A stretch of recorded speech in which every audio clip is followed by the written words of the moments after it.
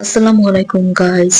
আমরা সেদিন একটা রেস্টুরেন্টের অফার দেখে সেখানে চলে গিয়েছিলাম অফারটি নিতে। সো অফারটি আমার কাছে খুবই ভালো লেগেছে। 4 জনের একটা কম্বো অফার ছিল। আর এই অফারটা দেখে ইন্সপায়ার্ড হয়েই আমরা গিয়েছিলাম। আর এমনিতেই একটু শো অফ করার জন্য মেনু কার্ড দেখছিলাম।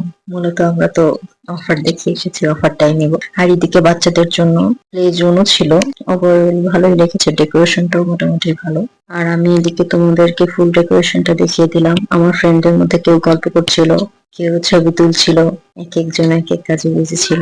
আর তাদের রেস্টুরেন্ট থেকে বাইরের ভিউটাও পাওয়া যাচ্ছিল, যার কারণে খুব বেশি ভালো লেগেছে।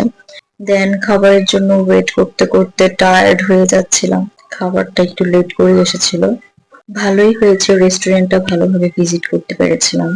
অ্যান্ড ফাইনালি আমাদের খাবার চলে এসেছে। আর খাবারগুলো দেখে আমার কাছে খুবই ভালো লেগেছে।